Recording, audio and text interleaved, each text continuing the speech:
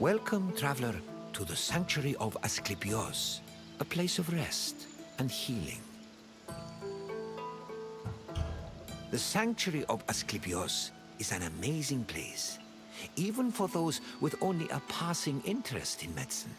It was a fascinating location, combining the mystical, religious, and scientific. And if someone happened to pass out, they'd luckily be surrounded by skilled physicians. This is the sanctuary of Asklepios, the god of medicine.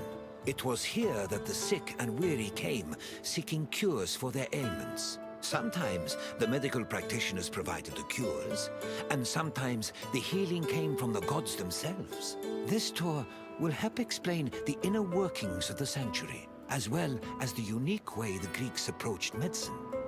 I hope you enjoy yourself. I'll be waiting for you at the end of your visit.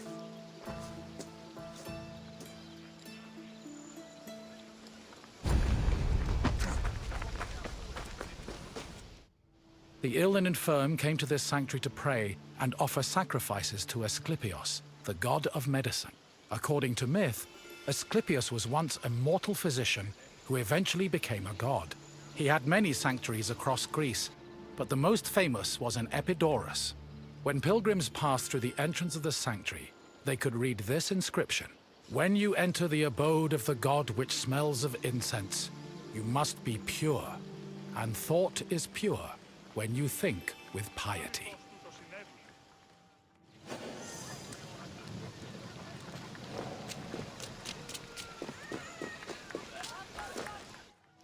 Medical steles constituted a sort of hub between medicine, religion, and the divine.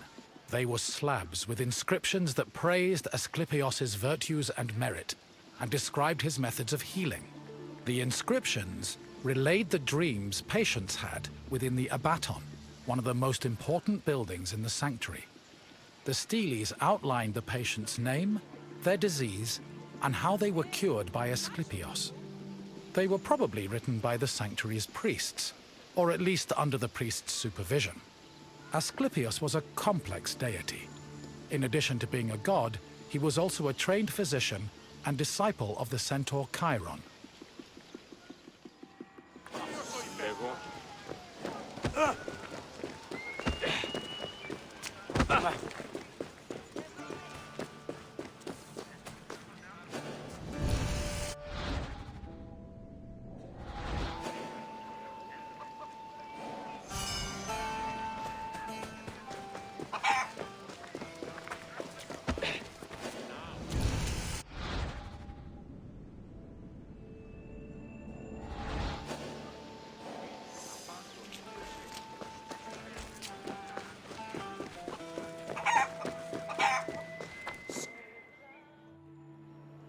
In ancient Greece, religion was inseparable from rites, processions, and sacrifices.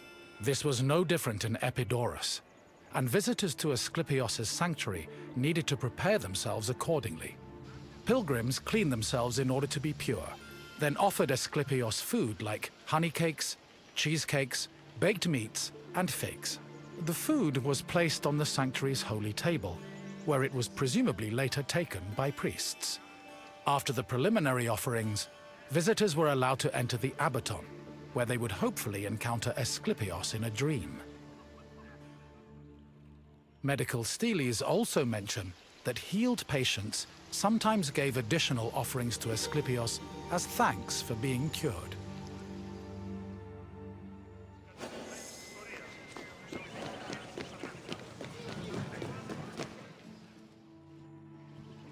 Asklepios was originally born a mortal, and was the product of an affair between the god Apollo and a mortal, Coronis. Apollo killed Coronis after discovering she had been unfaithful, and ordered her body burned on a funeral pyre. However, he rescued his unborn child from Coronis' womb before the fire consumed her body. Apollo gave the baby to the centaur Chiron, who raised Asklepios and taught him to practice medicine. Over time, Asklepios became so skilled in the art of healing, he could even raise the dead. This angered Zeus, who sent Asklepios to Hades with a thunderbolt. Apollo retaliated by killing the Cyclopes, responsible for making Zeus's thunderbolts. Then, Zeus revived Asklepios, making him immortal and deifying him in the process.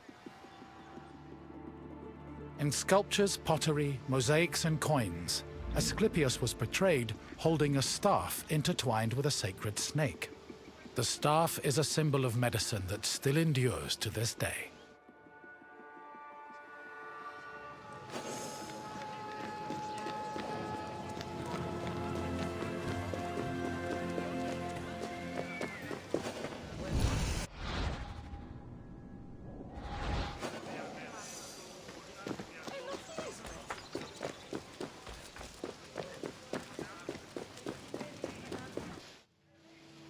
The Epidauros was the priest's residence. As the link between patients and the gods, priests were essential to the operation of the sanctuary. They were often elected into the priesthood for one-year periods, but could also buy themselves a position if they were wealthy enough. In addition to interpreting patients' dreams in the Abaton, priests both supervised and performed sacrifices and rituals. During these functions, they were usually clad in white.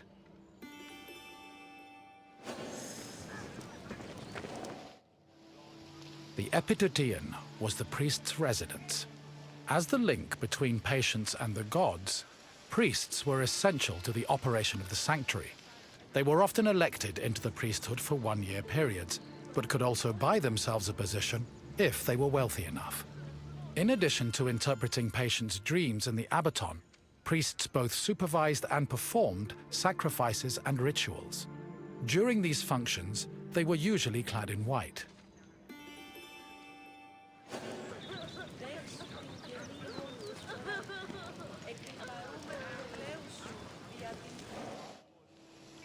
The Epidauros, as the link, they were often in.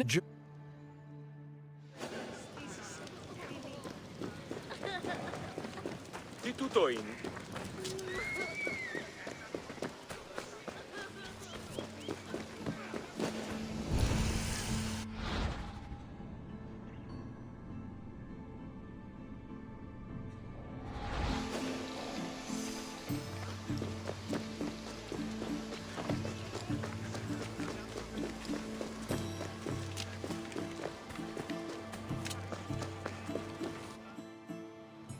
The Abaton was built in the northern boundary of the sanctuary, where it surrounded a sacred well whose water was believed to have therapeutic properties. The Abaton was where pilgrims went for incubation, or dream rituals. Details of the incubation ritual have been described in unearthed medical steles. They were also noted in Aristophanes' play Plutos, which featured a more comedic view of the process.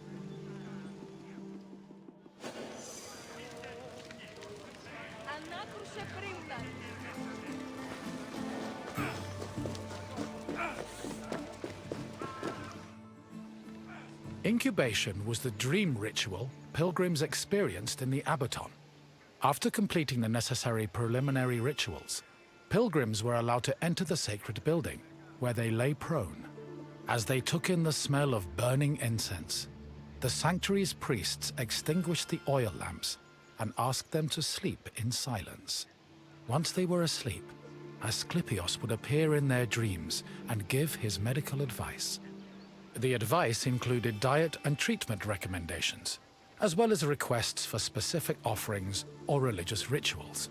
Upon waking up, priests interpreted the patient's dreams, unless a patient had been miraculously healed in their sleep. However, if a patient was completely beyond help, they were removed from the Abaton. This was to adhere to a ritual law that stated that no one could die or be born within the building.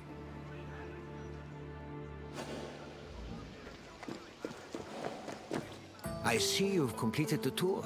I hope you enjoyed your time in the sanctuary. As you can see, gods and miracles were just as important to the healing process as medicine was. Now, what else would you like to do? Very well.